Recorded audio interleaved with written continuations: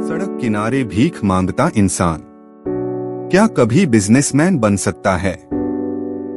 लोग कहते हैं नसीब वालों को ही दौलत मिलती है, लेकिन यह कहानी साबित करती है कि नसीब नहीं, सोच और मेहनत इंसान की तकदीर बदलती है। यह कहानी है रघु की, जिसने भिखारी से बिजनेसमैन बनने तक का सफर तय किया। दिल्ली की चमकती सड़कों के किनारे बैठा था रघु, फटे कपड़े, खाली कटोरा और लोगों की नजरें जिनमें सिर्फ तिरस्कार था। रघु का छोटा बेटा कबीर अक्सर पूछता, पापा क्या हम हमेशा ऐसे ही रहेंगे? रघु चुप हो जाता। दिल में आग थी, लेकिन हालात ने उसे जंजीरों में जकड़ रखा था। एक दिन रघु को फुटपाथ पर पड़ी एक किताब मिली। उसमें लिखा था, गरीबी गुनाह नहीं, हार मान लेना गुनाह है। यह पंक्ति उसके दिल में उतर गई। उसने ठान लिया, अब भीख नहीं, काम करूंगा। लेकिन अगले ही पल उसके मन में डर आया। मेरे पास पढ़ाई नहीं, पैसे नहीं, तो मैं करूंगा क्या? आसपास के लोग हंसने लगे। भिखारी अब बिजनेस करेगा, ये मजाक है।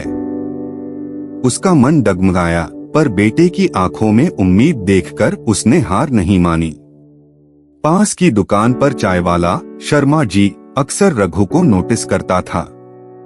एक दिन उसने कहा, रघु तेरे पास कुछ नहीं, लेकिन हिम्मत है। तू छोटे मोटे काम से शुरुआत कर, मैं तुझे मदद करूंगा। शर्मा जी ने उसे 500 रुपए दिए और कहा, इसे सही जगह लगाना। रघु के जीवन का पहला निवेश था। रघु ने सड़क किनारे सब्जी बेचना शुरू किया। लोग हंसते, भिखारी सब्जी बेच रहा है। लेकिन रघु रोज सुबह सबसे पहले मंडी जाता, ताजी सब्जियां लाता। पसीना बहता, पैर दर्द करते, मगर उसने हार नहीं मानी। धीरे धीरे ग्राहकों को उसका ईमानदारी और मुस्कान भाने लगी। एक दिन मंडी में उसकी पूरी गाड़ी पलट गई। सारी सब्जियां मिट्टी में गिरी। रघु टूट गया। शायद लोग सही कहते थे, मैं बस भिखारी ही रहूंगा। तभी उसका बेटा बोला, पापा आपने कहा था गरीबी गुनाह नहीं, हार मान लेना गुनाह है। तो अब हार मत मानिए। इन शब्दों ने रघु को फिर खड़ा कर दिया। सालों की मेहनत के बाद वही रघु जिसने फुटपाथ पर भीख मांगी थी, अब अपने बेटे के साथ रघु फ्रेश मार्ट नाम की बड़ी किराना दुकान चलाता है।